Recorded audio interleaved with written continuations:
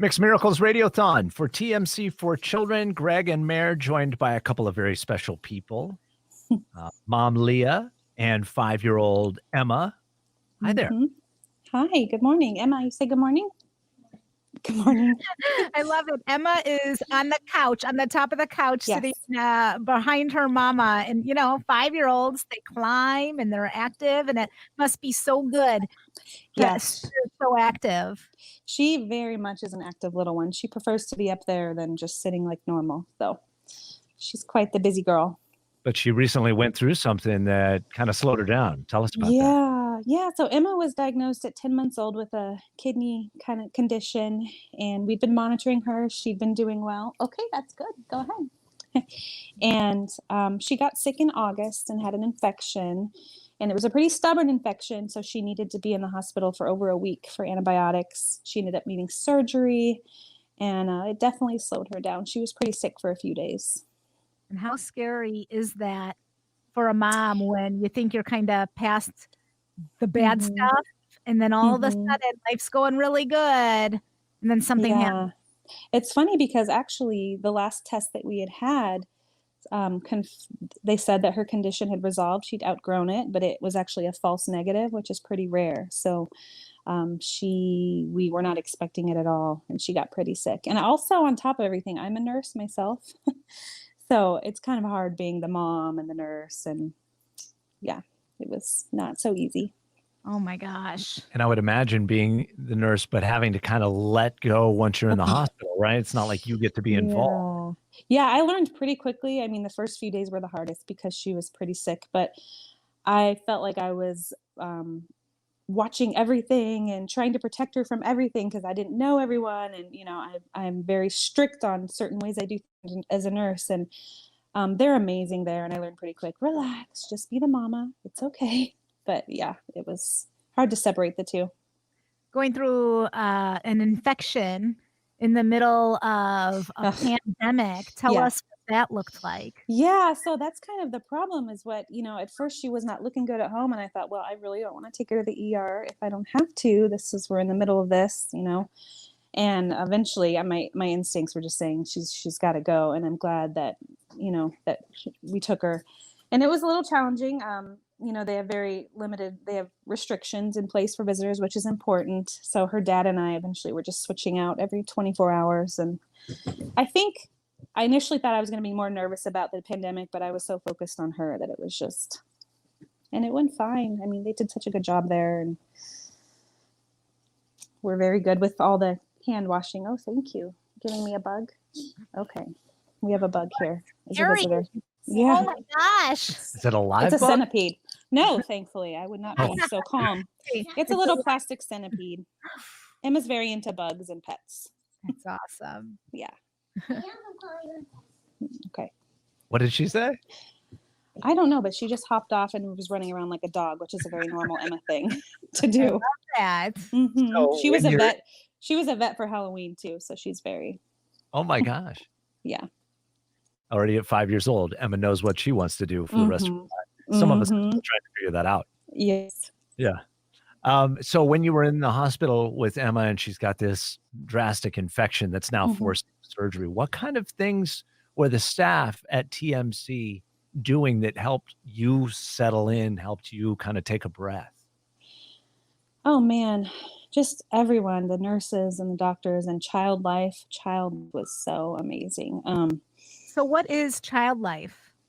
Child Life is they are there, and they anything that your child might be going through, and it's hard for them to understand. They're there to help explain as much or as little as the child needs. They're there to offer distractions, toys. TMC has this really cool thing where if the kiddo has to go through something painful or scary, they have this amazing chest or magic place where all these toys are, and the children get to pick something out afterwards. And Emma had quite the collection. I had to have a whole humongous tote by the time we left the hospital. But she just constantly had distractions and things to keep her busy, which, as you can see, she's a busy girl. But the nurses, I mean, I just needed a moment to vent or I'd say, "Hey, I'm a nurse. I'm kind of anal. This is hard." And, they said, "Well, just let me know what you need." And everyone was just amazing. The doctors. So I just think they were always there and just always let you knew, if you needed something to let them know. And then the child life was always checking in with us. And it was an amazing experience. I mean, for that kind of experience. Did Emma come away from it feeling okay? In terms of her emotions, was it a scary thing for her, or was she kind of comfortable being there? I think she kind of got a little routine down and she did okay because they did such a good job at informing her what was going to happen. She didn't feel like there was an unknown. If something needed, her IV went bad, the nurses would come in, the child life would come in. So I think given that situation, go from never being in a hospital, to being there for 11 days and having surgery and everything, I think she's done quite well. And like I said, we have to return Friday for a procedure. And I told her, and she goes, "Okay, Mom, can you just make sure they take out my IV before I'm awake all the way?" Like whatever. Which makes me sad because she's so strong, but you can tell she's not too freaked out at it. So You have a little 5-year-old, super active, cute girl. You have to go into surgery. What does that feel like as a parent, knowing that your daughter's about to possibly be put under? For the third time in like 3 months, actually. What kind of fears, how are you feeling? I have so much trust in her doctor that we've been going to him since she's 10 months old. And honestly, all the anesthesiologists I've met there, I have the utmost faith in them. So it's not easy, but they make it easy for Emma. The first surgery she had, the child life specialist came in and brought her a tablet with all these fancy games on there. And normally they have to give them medicine to distract them, to help calm them down. And they didn't even have to give that to her. She was so engrossed with her activity. She went in and I was like, "Bye, Emma." And she was like, "Bye," So, it's not easy as a mom, but I'm thankful that I know they're going to take good care of her and it's going to be okay.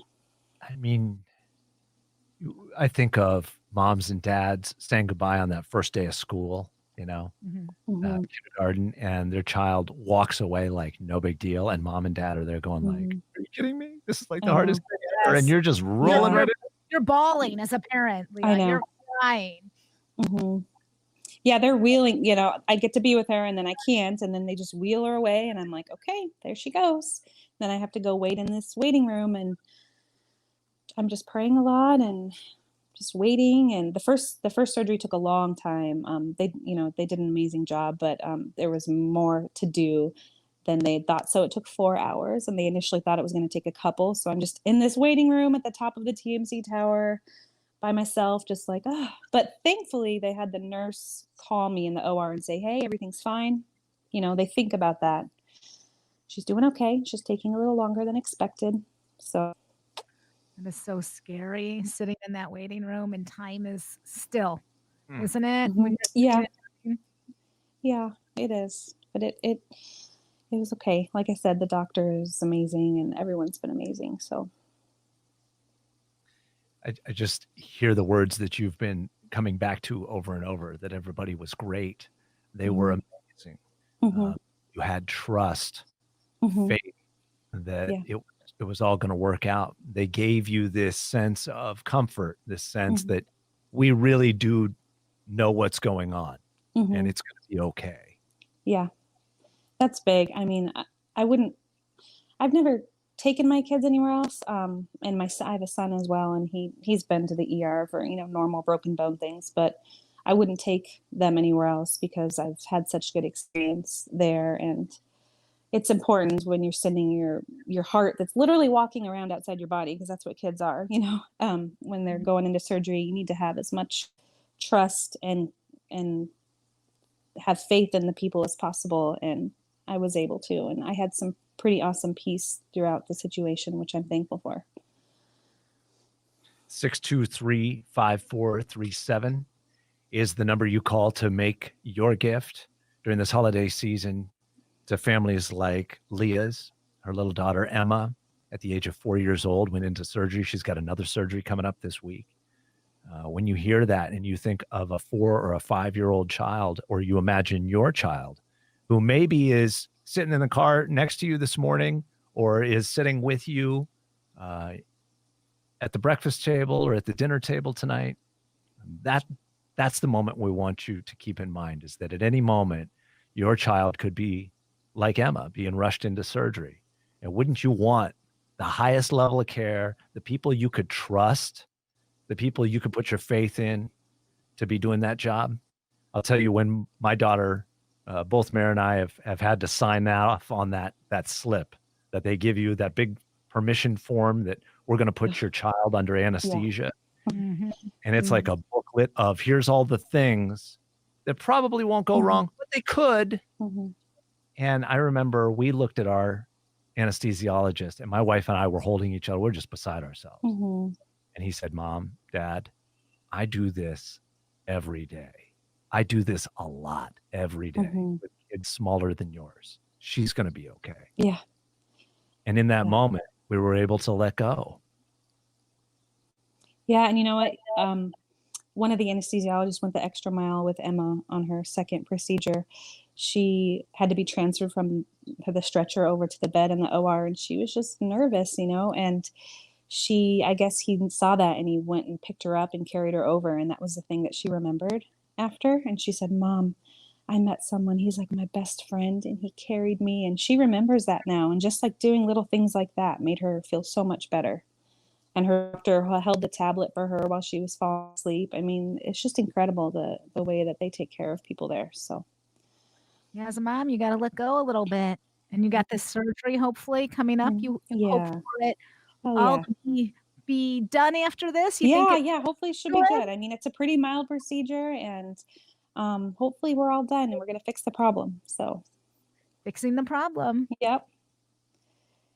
Miracles happen every day at TMC for Children, and your donation to Children's Miracle Network, every single cent stays right here when you call 623-5437. The number is 623-KIDS. That makes it easy to remember. Call right now. Do it while you have a second before you forget. We'll run out of time. You know how life gets. It gets crazy, gets busy. The time is right now. Mom, Leah, it's great meeting you today. Thank you so much. Thank you so much for having us. I'm glad that we get Emma Store out there and just help bring awareness to this amazing place. Can't wait to see how Emma does after it's all over and she doesn't have to worry about going back to the hospital again.